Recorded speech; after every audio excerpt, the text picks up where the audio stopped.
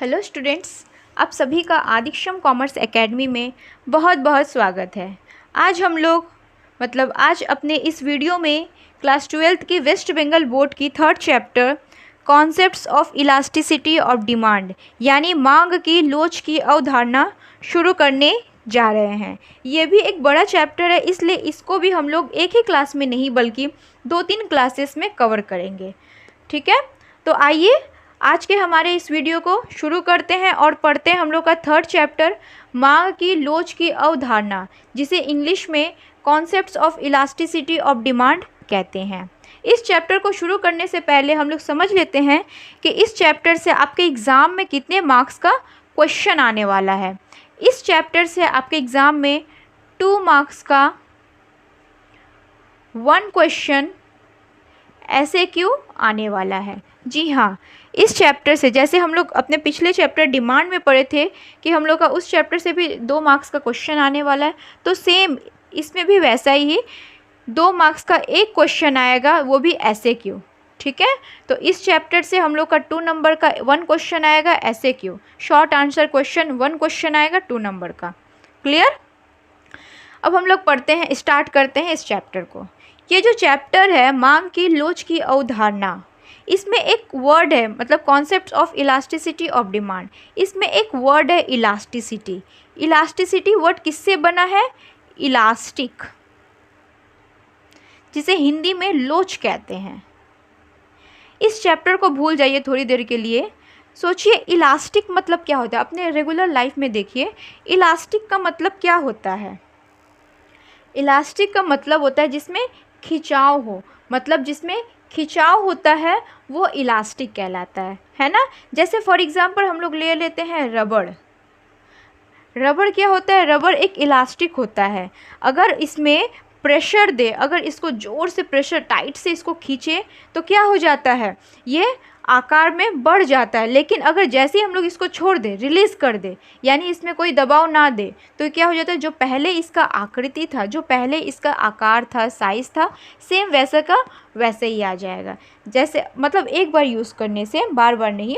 सब जैसे गर्ल्स हम लोग अपने हेयर को बांधने के लिए रबर बैंड का यूज़ करते हैं, तो रबर बैंड को क्या करते हैं हम लोग, टाइट से उसको खींचते हैं फिर लगाते हैं। लेकिन टाइट से जब उसको प्रेशर करके हम लोग खींचते हैं तो क्या होता है, वो बड़ा हो जाता है। लेकिन जैसे उसको रिलीज़ कर दे, जैसे उसको छोड़ते हैं, वो सेम जैसे पहले था वैसे ही आकृति का आ जाता है।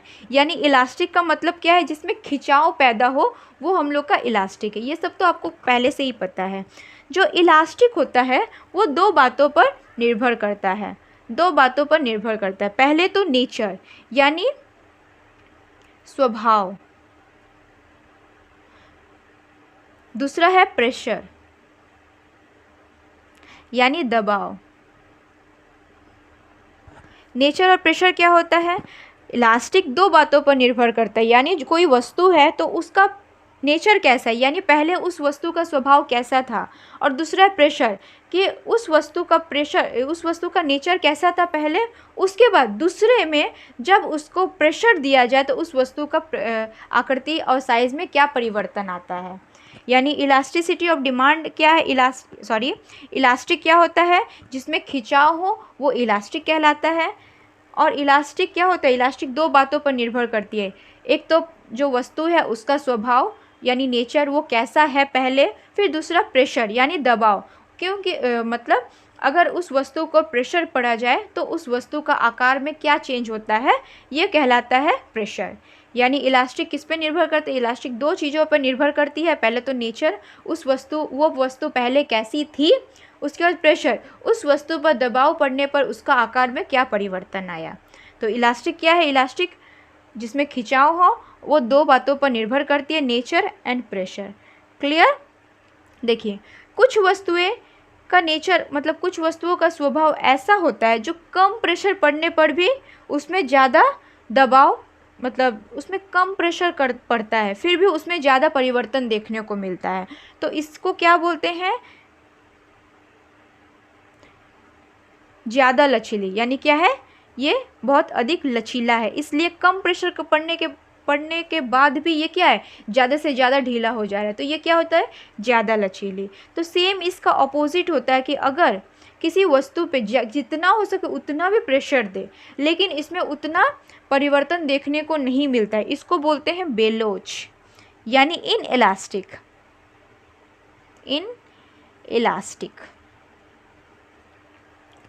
तो इलास्टिक क्या होते हैं, मतलब इलास्टिक क्या है समझ लिए। इलास्टिक दो चीज़ों पर निर्भर करती है ये भी।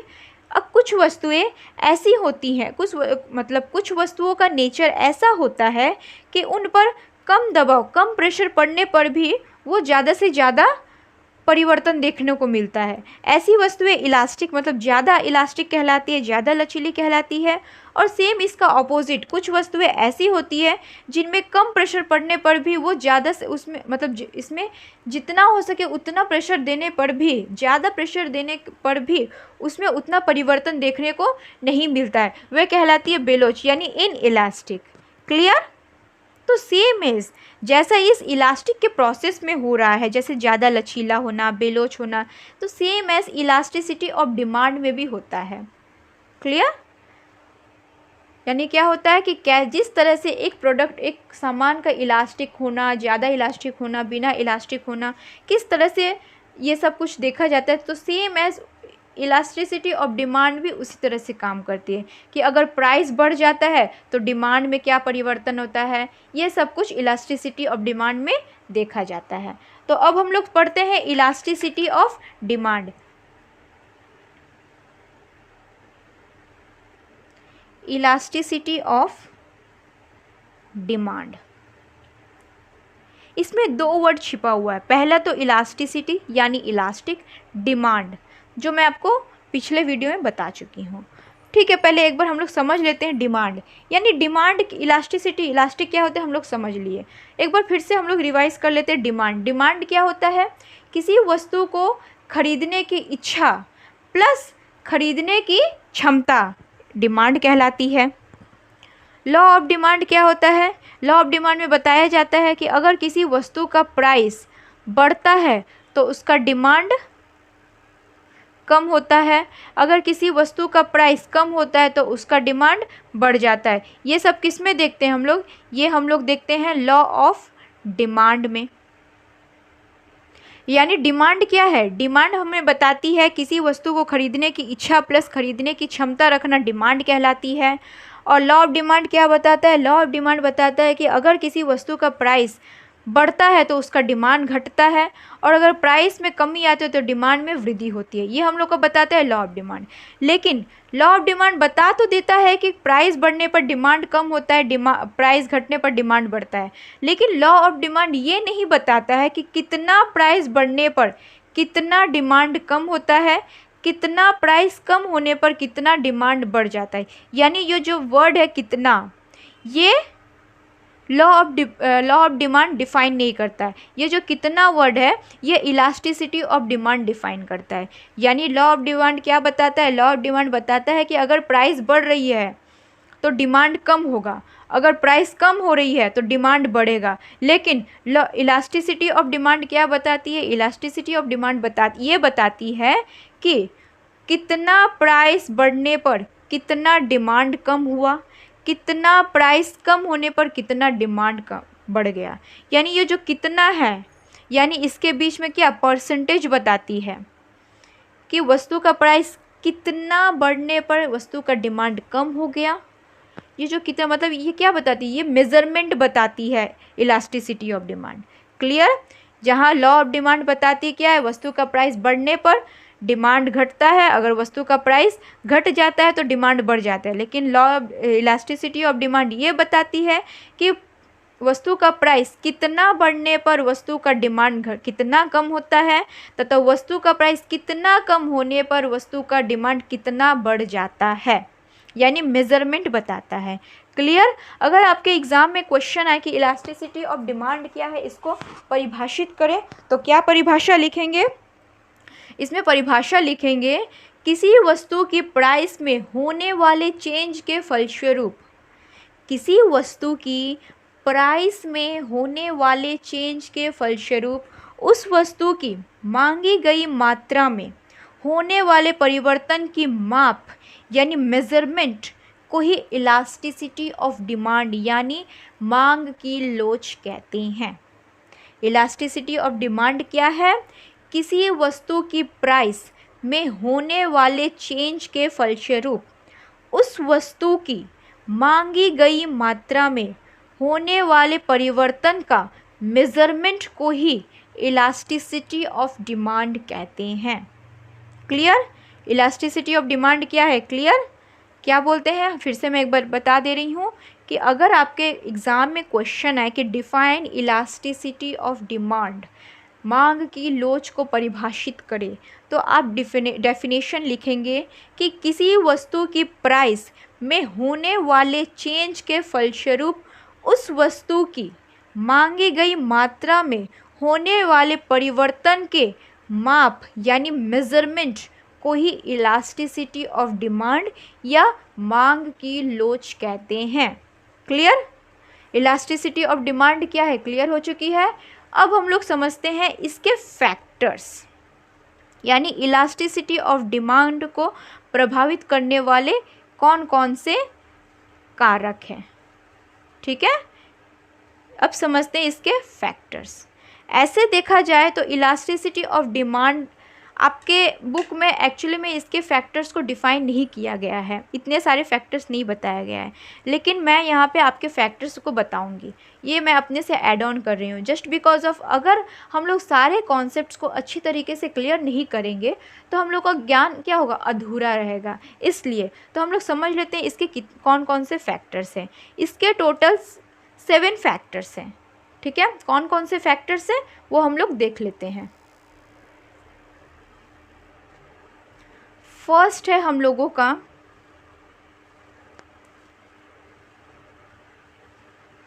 Nature of the goods.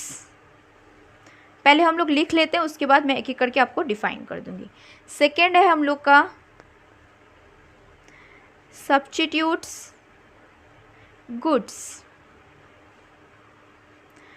Third है अल्टरनेटिव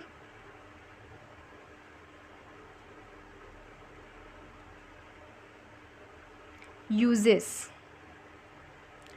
फोर्थ है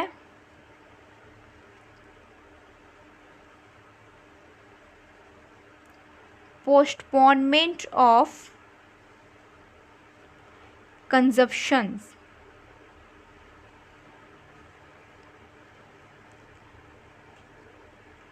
फिफ्थ है एक्सपेंडिचर अमाउंट।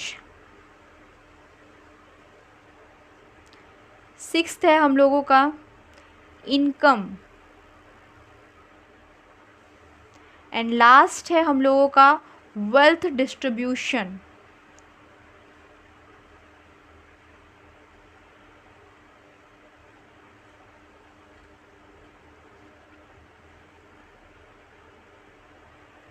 तो इलास्टिसिटी ऑफ डिमांड क्या है हम लोग पढ़ लिए थे, समझ लिए थे। अब समझेंगे इलास्टिसिटी ऑफ डिमांड को प्रभावित करने वाले कौन कौन से फैक्टर्स होते हैं।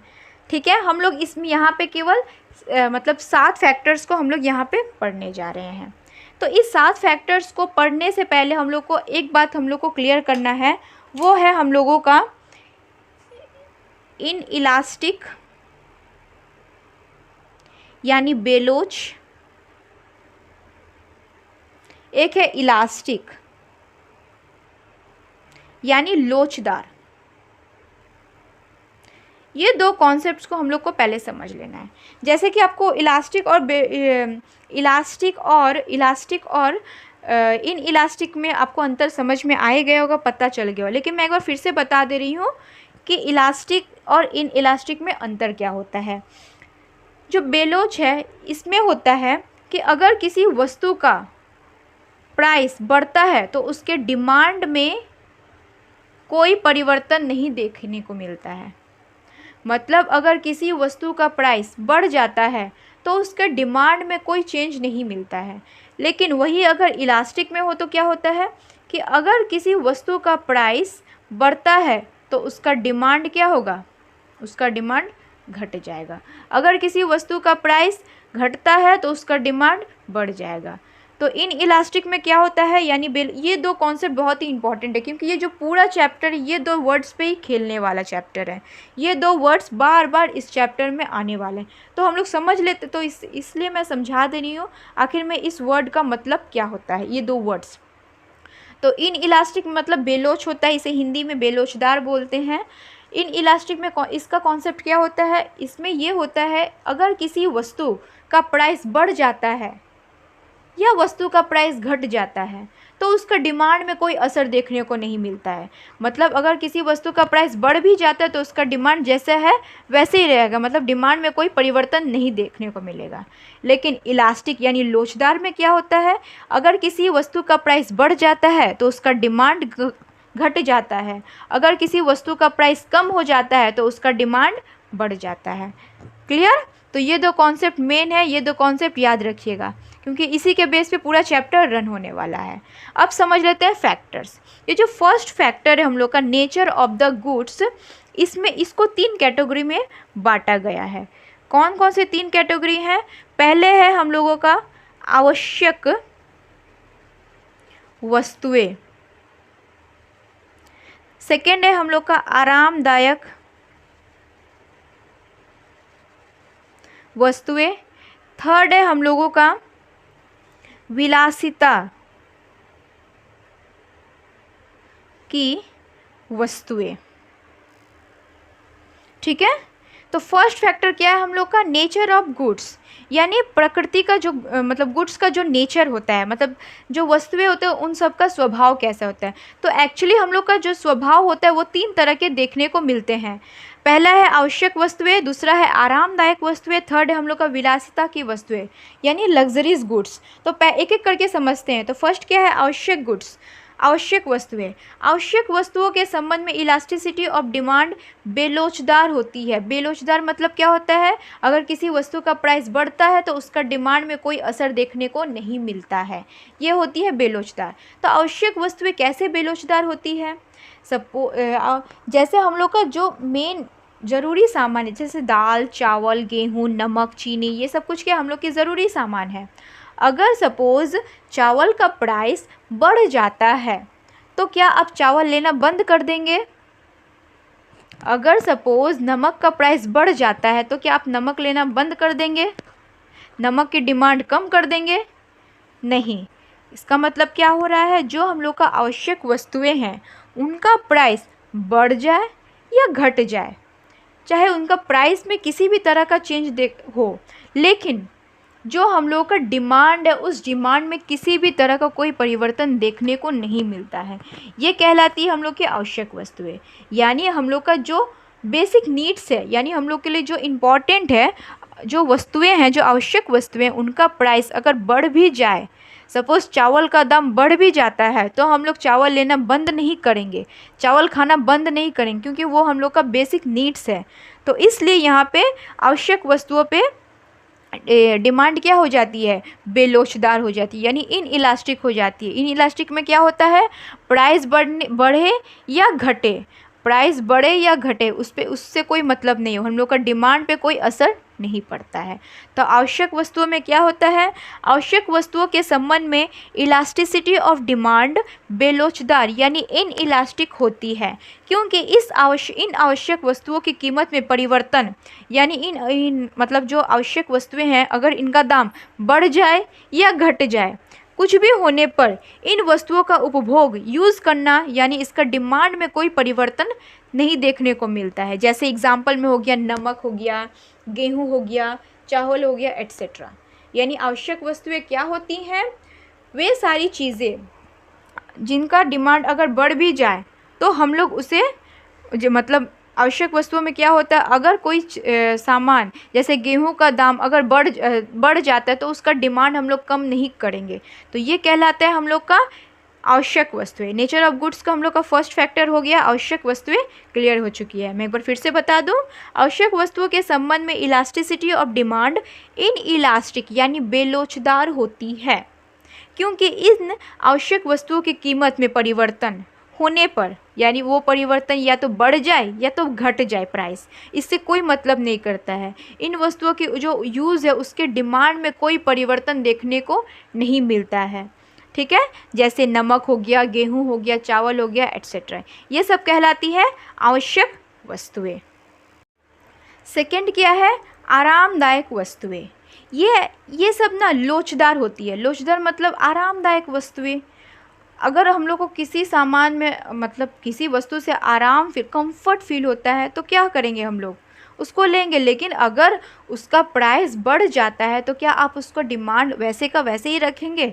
नहीं। तो आरामदायक वस्तुएं क्या होती हैं? लोचदार होती है, यानी इलास्टिक होती है। इनका प्राइस बढ़ जाता है तो इनका डिमांड कम हो जाता है, अगर इनका प्राइस कम होता है तो इनका डिमांड बढ़ जाता है। आरामदायक वस्तुएं के लिए इलास्टिसिटी ऑफ डिमांड साधारणतः इलास्टिक होती है। इलास्टिक होती है ऐसी वस्तुओं के यूज़ से जो कंज्यूमर है, उपभोक्ता की कार्य क्षमता में वृद्धि होती है, किंतु इतना इनका अभाव उपभोक्ता की कार्य शक्ति में विशेष कमी नहीं करती, इसलिए ये इलास्टिक होती है, यानी आरामदायक। चलिए, हमको बेड की ज़रूरत है, ठीक है, बेड पे सोने से हम लोग को आराम मिलती है। लेकिन सपोज़ बेड का प्राइस बढ़ जाए तो क्या हम लोग, अगर हम लोग के पास पैसा ही नहीं होगा तो क्या हम लोग उस सामान को ख़रीद सकते हैं? बेड को ख़रीद सकते हैं? नहीं खरीदेंगे, जबकि हम लोग नीचे ही सो जाएंगे, ज़मीन पे सो जाएंगे। तो यहीं पे वही बोला जा रहा है कि आरामदायक वस्तुओं के लिए यहाँ पे इलास्टिसिटी ऑफ डिमांड क्या होती है? इलास्टिक हो जाती है, यानी लोचदार हो जाती है। क्योंकि अगर प्राइस बढ़ जाता है तो डिमांड कम हो जाता है, अगर प्राइस कम हो जाता है तो डिमांड बढ़ जाती है। क्लियर? थर्ड है हम लोग का विलासिता की वस्तुएं, यानी लग्जरी। विलासिता की वस्तुओं के लिए इलास्टिसिटी ऑफ डिमांड लोचदार, यहाँ पर भी क्या होती है? इलास्टिसिटी हो जाती है। जैसे अगर ऐसी वस्तुओं का प्राइस कम हो जाने पर डिमांड बढ़ जाता है, लेकिन अगर प्राइस बढ़ जाता है तो डिमांड में कोई परिवर्तन देखने को नहीं मिलता है। सपोज़ गोल्ड लेना है, हम लोग को सोना चाहिए। सपोज़ किसी के घर में शादी है, तो अगर गोल्ड का प्राइस बढ़ जाता है तो क्या वो शादी नहीं करेंगे? गोल्ड तो नेसेसरी है, गोल्ड तो ज़रूरी है, चाहिए सबको।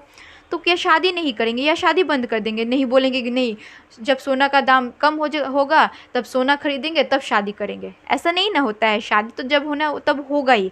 लेकिन क्या होगा हम लोग का? अगर सोना का दाम बढ़ भी जाए तो हम लोग क्या करेंगे? उसको लेंगे। लेकिन कोई सामान ऐसा होता है कि उसका प्राइस अगर कम हो जाता है, तो जैसे सोना का प्राइस अगर कम हुआ तो हम लोग उसका डिमांड को तो बढ़ाएंगे, लेकिन अगर सोने का प्राइस अगर बढ़ जाता है तो उसका डिमांड को कम नहीं करेंगे, बल्कि उसके डिमांड जैसा का है वैसा ही रहेगा।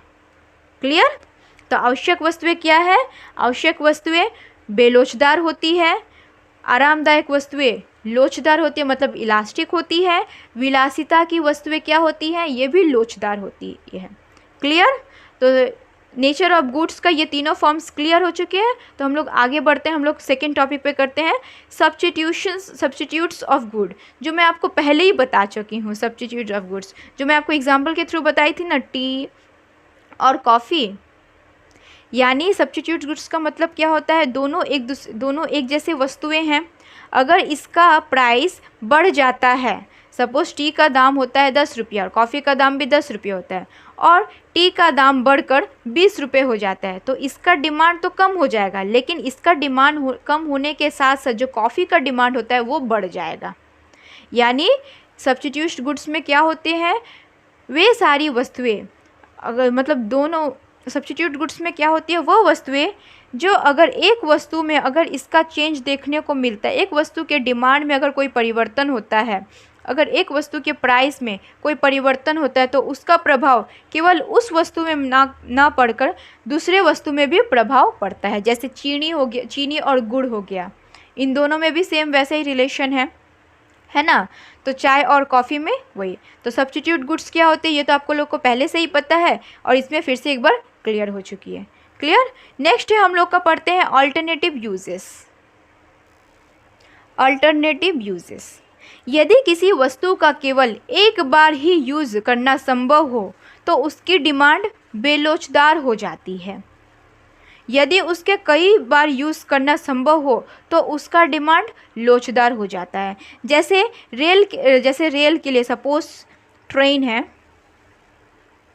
इसके लिए कोयला चाहिए, तो ट्रेन के लिए कोयला का डिमांड क्या होगा? बेलोच होगा। क्यों? ट्रेन को चलने के लिए कोयला ज़रूरी है, तो चाहे कोयला का दाम बढ़े या घटे उसका डिमांड वैसे का वैसा ही रहेगा, यानी ये बेलोच हो गया। लेकिन अगर सेम ऐसा ही घर में हो, यानी घर में हम लोग चूल्हा में कोयला का यूज़ करते हैं, सपोज़ अगर घर के ईंधन के लिए अगर कोयला का दाम बढ़ जाए तो क्या हम लोग फिर भी कोयला ही लेंगे? नहीं, क्योंकि हम लोग के पास ऑप्शंस है। हम लोग अगर कोयला का दाम बढ़ जाता है, मैं रेलवे का नहीं बोल रही, मैं घर का बोल रही हूँ, घर के यूज़ के लिए अगर कोयले का दाम बढ़ जाता है तो हम लोग कोयले का डिमांड को कम कर देते हैं, उसके बदले में लकड़ी या मिट्टी का तेल मतलब केरोसिन का तेल, या हम लोग गैस का यूज़ करते हैं। यानी रेलवेज़ के लिए क्या है? कोयला बेलोचदार है, लेकिन वही अगर घर का बात हो तो क्या होगा? कोयला लोचदार हो जाएगा, यानी इलास्टिक हो जाएगा। बेलोचदार मतलब क्या होता है? ट्रेन के लिए ये नेसेसरी है, ये आवश्यक वस्तुएं है, इसलिए उसका दाम बढ़े या घटे उसका डिमांड में कोई परिवर्तन नहीं होगा। लेकिन अगर वही घर के लिए हो तो घर के लिए हम लोग का अगर कोयला का दाम बढ़ जाता है तो हम लोग कोयला का डिमांड कम कर देते हैं, क्योंकि उसके बदले में भी ऑप्शंस है। अगर कोयला का जितना प्राइस है सेम उसी प्राइस उससे कम प्राइस में अगर हम लोग को LPG गैस मिल जा रहा है तो हम लोग गैस यूज़ करेंगे, ना कि कोयला। इसलिए कोयला का डिमांड क्या कर रहे हैं? हम लोग कोयला का डिमांड कम कर ले रहे हैं, इसलिए कोयला क्या हो गया? घर के लिए वो लोचदार हो गया। तो यहाँ पे क्या पढ़ेंगे अल्टरनेटिव यूजेस में? यदि किसी वस्तु का केवल एक बार प्रयोग ही संभव हो, एक बार ही यूज़ संभव हो तो उसका डिमांड इनइलास्टिक हो जाता है, और यदि उसका कई बार यूजेस संभव हो करना मतलब बार बार यूज़ करना संभव हो तो वहाँ लोचदार हो जाता है। जैसे कोयला, रेलगाड़ियाँ, घरों के लिए ईंधन, ये सब कुछ। जैसे फॉर एग्जांपल रेलवे के लिए कोयले की डिमांड इनइलास्टिक है, बट घरों के लिए कोयले की डिमांड ज़्यादा इलास्टिक है, क्योंकि कोयला का प्राइस अगर बढ़ जाता है तो कोयले की जगह पर लकड़ी, मिट्टी का तेल, गैस का यूज़ बढ़ जाएगा। क्लियर? तो अल्टरनेटिव यूजेस भी क्लियर हो चुके, तो हम लोग का थर्ड भी फैक्टर क्लियर हो गया। नेक्स्ट है हम लोग का fourth one, postponement of consumption. Postponement का मतलब होता है पोस्टपोन्ड, यानी स्थगित, यानी टाल मटोल करना, यानी मतलब अभी वो काम है, अभी के लिए मैं वो काम न करके वो कल करूँगा। यानी पोस्टपोन मतलब क्या होता है? आज के बदले कल, यही होता है ना पोस्टपोन। तो पोस्टपोनमेंट ऑफ कंजप्शन का मतलब होता है, सपोज विंटर का सीज़न है और मेरे पास पहले से ही 2 ऊनी कपड़ा है, विंटर क्लॉथ्स मेरे पास है, तो मैं क्या करूँगी? फिर से ऊनी कपड़ा मैं नहीं खरीद, उस साल मैं जो ऊनी कपड़ा होता है, जो विंटर क्लॉथ्स होता है, वो नहीं खरीदूंगी। तो इससे क्या हो रहा है? उस साल मेरा डिमांड कम हो जा रहा है, प्राइस वही है, लेकिन प्राइस अगर बढ़ रहा है या घट रहा है उसमें मुझे कोई फ़र्क नहीं पड़ता, लेकिन मेरा डिमांड क्या हो रहा है? मेरा डिमांड कम हो जा रहा है, तो ये क्या हो गया? ये लोचदार हो गया। तो पोस्टपोनमेंट ऑफ कंजप्शन किस तरह से काम करता है? यदि किसी वस्तु का यूज़ कुछ समय के लिए स्थगित यानी पोस्टपोन कर दिया जाए, यानी पोस्टपोन किया जा सकता है, तो उसका डिमांड इलास्टिक होता है, यानी प्राइस बढ़े या घटे, प्राइस में चेंज हो या ना हो, लेकिन मेरा डिमांड कम हो जा रहा है। जैसे मेरे पास 2 ऊनी कपड़े पहले से ही हैं, तो मैं उस साल तीसरे ऊनी कपड़ों को नहीं खरीदूंगी। इस स्थिति में क्या होता है? उस साल के लिए ऊनी कपड़े इलास्टिसिटी ऑफ डिमांड में लोचदार हो जाएंगे, यानी उसका डिमांड, उसका प्राइस चेंज हो रहा है या चेंज नहीं हो रहा है ये इसमें मैटर नहीं होता, लेकिन उसका डिमांड क्या हो रहा है? मैं कम कर दे रही हूँ, क्योंकि मेरे पास वो पहले से ही है, इसलिए मैं क्या करूँ? उसका डिमांड को क्या कर रही हूँ? पोस्टपोन कर देना, कि मुझे अभी नहीं चाहिए। हाँ, आ सकता है कि इसके नेक्स्ट ईयर मैं इसको खरीदूँ, तो मैं क्या करूँ? नेक्स्ट ईयर तक क्या करूँ? उसको पोस्टपोन कर रही हूँ। तो पोस्टपोनमेंट ऑफ कंजप्शन में क्या होता है? यदि किसी वस्तु का यूज़ कुछ समय के लिए स्थगित किया जा सकता है तो उसे उसकी डिमांड इलास्टिसिटी होती है। एग्जाम्पल, मेरे पास ऊनी कपड़े पहले से ही हैं, मैं उस साल तीसरे ऊनी कपड़े के को नहीं खरीदूंगी, ऐसी दशा में उस वर्ष के लिए ऊनी कपड़ों की इलास्टिसिटी ऑफ डिमांड लोचदार यानी इलास्टिक हो जाएगी। क्लियर। फिफ्थ है हम लोग का expenditure of amount. Expenditure of amount मतलब एक्सपेंडिचर अमाउंट। एक्सपेंडिचर का मतलब क्या होता है? एक्सपेंडिचर का मतलब ही होता है खर्च करना। तो एक्सपेंडिचर ऑफ मतलब कैसे अमाउंट कैसे वर्क करता है, कैसे प्रभावित पड़ता है इलास्टिसिटी ऑफ डिमांड को? अगर किसी पर्सन मतलब कोई भी पर्सन कब खर्च करेगा? अपनी इनकम के अनुसार ही खर्च करेगा, है ना। वो अगर इनकम का कितना हिस्सा मतलब अगर बड़ा हिस्सा खर्च करता है तो वो क्या हो जाता है? वो इलास्टिक हो जाता है, ठीक है। अगर वो अपने इनकम का कम हिस्सा खर्च करता है तो वो इन इलास्टिक हो जाता है। देखिए पढ़ते हैं क्या है। किसी वस्तु की इलास्टिसिटी ऑफ डिमांड इस बात पर निर्भर करती है कि उपभोक्ता उस वस्तु पर अपनी इनकम का कितना परसेंट हिस्सा खर्च करता है। जिन वस्तुओं पर खर्च किया जाने वाला प्रतिशत अधिक होता है मतलब जिन वस्तुओं पर ज़्यादा खर्च किया जाता है उसका डिमांड लोचदार हो जाता है। मतलब अगर पैसा मुझे ज़्यादा खर्च करना है तो मैं उसका प्राइस भी देखूंगा। अगर उसका प्राइस बढ़ रहा है तो मैं उसका डिमांड को क्या करूंगा? कम कर दूंगा। तो ज़्यादा पैसा जिसमें खर्च करेगा वो उसका लोचदार हो जाएगा। जैसे हम लोग का टीवी हो गया, स्कूटर हो गया, फ्रिज हो गया, ये सब कुछ ज़्यादा पैसा खर्च करने वाला है। अगर टीवी का प्राइस ज़्यादा हो रहा है तो मैं उसका डिमांड कम कर दूँ, मतलब मैं इसको खर्च नहीं करूँगा। लेकिन अगर इनकम का छोटा सा प्रतिशत हिस्सा खर्च करना जा रहा है, जैसे हम लोग का आवश्यक वस्तुएं हो गया, जैसे दाल, चावल, नमक, ये सब कुछ, उसमें अगर प्राइस बढ़ भी जाता है तो हम लोग को उसको ख़रीदना ही है, यानी कम हिस्सा खर्च करें। टीवी के मुकाबले तो हम लोग अपने खाने पीने में कम ही खर्च करते हैं। टीवी का दाम सपोज 60,000 रुपया है तो हम लोग खाने पीने के लिए तो 1 मंथ का हम लोग 60,000 रुपये खर्च नहीं होता है, 4-5 हज़ार रुपये में हम लोग का हो जाता है ना। तो वहीं यहाँ पे बोला गया है एक्सपेंडिचर अमाउंट में किसी वस्तु की इलास्टिसिटी ऑफ डिमांड इस बात पर निर्भर करती है कि उपभोक्ता उस वस्तु पर अपनी इनकम का कितना प्रतिशत हिस्सा खर्च करता है। जिन वस्तुओं पर खर्च किया जाने वाला प्रतिशत हिस्सा ज़्यादा होता है वो इलास्टिक होता है यानी लोचदार होता है, तथा जिन वस्तुओं पर उपभोक्ता अपनी इनकम का छोटा हिस्सा खर्च करता है तो उनकी डिमांड बेलोचदार यानी इन इलास्टिक हो जाती है। क्लियर। यही कारण है टीवी, रेडियो, साइकिल, स्कूटर की डिमांड ज़्यादा लोचदार होती है, यानी अगर इनका प्राइस बढ़ जाता है तो डिमांड कम हो जाता है। लेकिन जबकि नमक, गेहूँ, माचिस, ये सब डिमांड क्या होता है? इन इलास्टिक होता है यानी बेलोचदार होता है। अगर इनका प्राइस बढ़ भी जाए तो हम लोग इनका डिमांड में कोई परिवर्तन देखने को नहीं मिलता, इनका डिमांड कम नहीं करेंगे। तो ये कहलाता है हम लोग का एक्सपेंडिचर अमाउंट, ठीक है। 6th नंबर आता है इनकम। इनकम भी इलास्टिसिटी ऑफ डिमांड को प्रभावित करती है। किस तरह से प्रभावित करती है?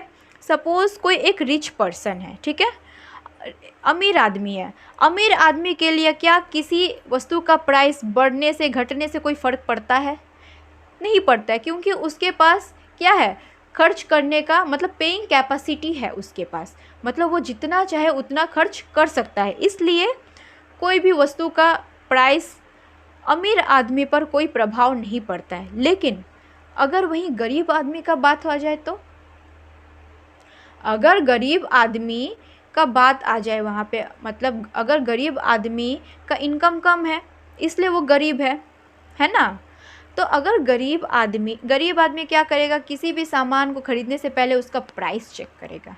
अगर उसका प्राइस उसको एफर्ट करने के लायक होगा तभी वो उस सामान को ख़रीदेगा, अदरवाइज़ वो नहीं ख़रीदेगा। तो क्या हो रहा है यहाँ पे? जो अमीर आदमी है वो किसी वस्तु की प्राइस को नहीं देखता, उसमें उसको कोई फ़र्क ही नहीं पड़ता कि कोई वस्तु का प्राइस बढ़ रहा है या घट रहा है।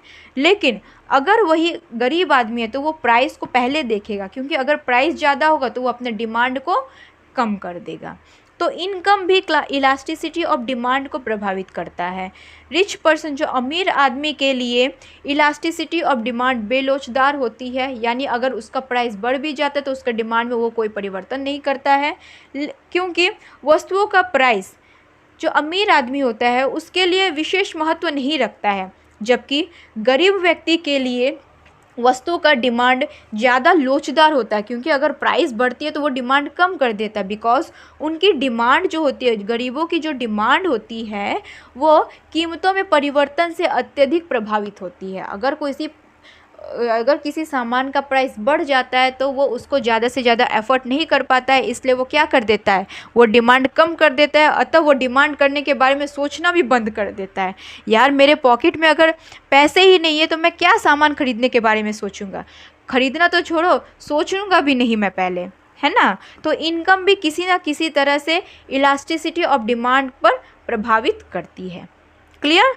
तो हम लोग को लास्ट टॉपिक आता है वेल्थ डिस्ट्रीब्यूशन, मतलब धन का वितरण। जो ये वेल्थ डिस्ट्रीब्यूशन है, मतलब धन का जो वितरण है, इनके मतलब इस टॉपिक के लिए एक इकोनॉमिस्ट थे, उन्होंने इसके बारे में बताया। उनका नाम है टॉजिंग। टॉजिंग कहते हैं, मतलब उन टॉजिंग के अनुसार यदि समाज में धन का असमान वितरण होता है, धन का असमान वितरण होता है, मतलब सबको एक समान पैसा नहीं मिलता, एक समान इनकम नहीं होती है सबकी, तो इलास्टिसिटी ऑफ डिमांड बेलोच हो जाती है। कैसे बेलोच हो जाती है? अगर सही तरीके से मनी का डिस्ट्रीब्यूशन नहीं हो तो इनकम तो क्या हो जाती है, इलास्टिसिटी ऑफ डिमांड बेलोचदार यानी इन इलास्टिक हो जाती है। कैसे हो जाती है? सपोज़ मेरा इनकम 10,000 रुपये है, मेरा इनकम कितना है, 10,000 रुपये है, और आपका इनकम कितना है, 1,00,000 रुपया है। तो क्या करेंगे आप, ज़्यादा से ज़्यादा आप क्या करेंगे, सामान खरीदेंगे, है ना। यानी अगर प्राइस बढ़ भी जाता है तो आप डिमांड में कोई चेंज नहीं करते हैं, तो ये आपके लिए क्या हो जाएगी, बेलोचदार हो जाएगी। जबकि मेरा इनकम 10,000 रुपये है, मैं उस सामान को खरीदने के बारे में सोचूंगा भी नहीं, तो यहाँ पे क्या हो रहा है, यहाँ पे आपके लिए बेलोचदार हो जाता है। तो वही टॉजिंग कहते हैं कि यदि समाज में धन का असमान वितरण, धन का असमान तरीके से डिस्ट्रीब्यूशन होता है तो इलास्टिसिटी ऑफ डिमांड बेलोचदार हो जाती है। बट यदि धन का वितरण समान हो तो डिमांड भी लोचदार हो जाती है। सपोज़ मेरा 10,000 इनकम है, आपका भी 10,000 इनकम है, कोई और एक पर्सन है उनका भी 10,000 इनकम है, ठीक है, उनका भी क्या है, 10,000 इनकम है। तो हम तीनों क्या करेंगे, तीनों जाएंगे मार्केट, किसी सामान को खरीदने का इच्छा होगा तो उस सामान को तीनों खरीदेंगे। अगर प्राइस बढ़ जाए तो तीनों क्या करेंगे, उसका डिमांड को कम खरीदेंगे। अगर उसका प्राइस कम हो रहा है तो तीनों उसका डिमांड बढ़ा देंगे। अगर उसका प्राइस बढ़ जाए तो तीनों उसका डिमांड कम कर देंगे। यानी क्या हो रहा है, यहाँ पे लोचदार हो रहा है। लेकिन अगर वहीं पे अगर किसी का इनकम ज़्यादा हो, अगर किसी का इनकम कम हो, तो जिसका इनकम ज़्यादा होगा उसके लिए तो बेलोचदार यानी इन इलास्टिक हो जाएगा, लेकिन जिसका इनकम कम होगा उसके लिए लोचदार हो जाएगा। क्लियर। तो वही टॉजिंग के अनुसार कहते हैं यदि समाज में धन का असमान वितरण है तो इलास्टिसिटी ऑफ डिमांड बेलोच हो जाती है, बट यदि धन का वितरण समान है तो डिमांड लोचदार हो जाती है।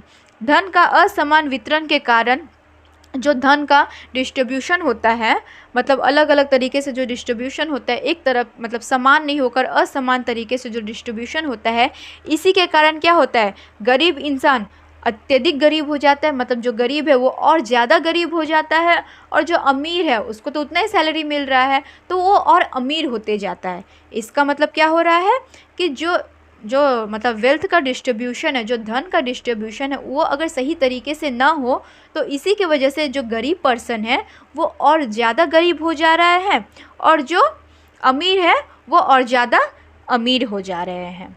तो वही बता रहे हैं कि जिसके कारण इलास्टिसिटी ऑफ डिमांड जो अमीर वर्ग के लिए इन इलास्टिक हो जाता है, और जो इलास्टिसिटी ऑफ डिमांड एक गरीब वर्ग के लिए इलास्टिक हो जाता है। अगर धन का समान वितरण हो जाता है तब प्राइस चेंज का सब लोगों पर समान असर पड़ता है और इलास्टिसिटी ऑफ डिमांड लोचदार हो जाता है। अगर समान तरीके से डिस्ट्रीब्यूशन हो तो मैं जो खरीदूंगा आप भी वही खरीदेंगे, अगर प्राइस बढ़ जाता है तो हम लोग भी डिमांड को कम कर देंगे। क्लियर हो चुकी है। तो हम लोगों ने इसके फैक्टर्स को भी समझ लिया, यानी क्या क्या समझे हैं हम लोग अभी तक, इलास्टिक क्या होते हैं, नेचर, प्रेशर, ये सब कुछ समझ लिए। इलास्टिसिटी ऑफ डिमांड क्या होता है, डिमांड, लॉ ऑफ डिमांड और इलास्टिसिटी ऑफ डिमांड में क्या डिफरेंस है समझ लिए। इसके कौन कौन से फैक्टर्स होते हैं ये समझ लिए। क्लियर। तो आज के वीडियो में बस हम लोग इतना ही पढ़ते हैं। इसका नेक्स्ट पार्ट जो सेकेंड पार्ट आएगा वीडियो का, उसमें हम लोग पढ़ेंगे कि जो इलास्टिसिटी ऑफ डिमांड है उसके क्या इम्पोर्टेंस है, मतलब क्या सिग्निफिकेंसेस है, मतलब इसका महत्व को जानेंगे। ठीक है, तो आज के इस वीडियो में जितना मैं कॉन्सेप्ट्स के, जितना मैं टॉपिक्स बताई हूँ, अगर इस सारे टॉपिक्स में कोई भी टॉपिक में अगर आपको डाउट होती है तो उसको हम लोग को कमेंट करके पूछे। मैं ज़्यादा से मतलब जितना हो सके उतना जल्दी रिप्लाई करने की कोशिश करूँगी। तब तक ये सारी चीज़ों को अच्छी तरह से रिवाइज़ कर लीजिए। मिलते हैं हम लोग के सेकेंड पार्ट में। ठीक है, तब तक बाय।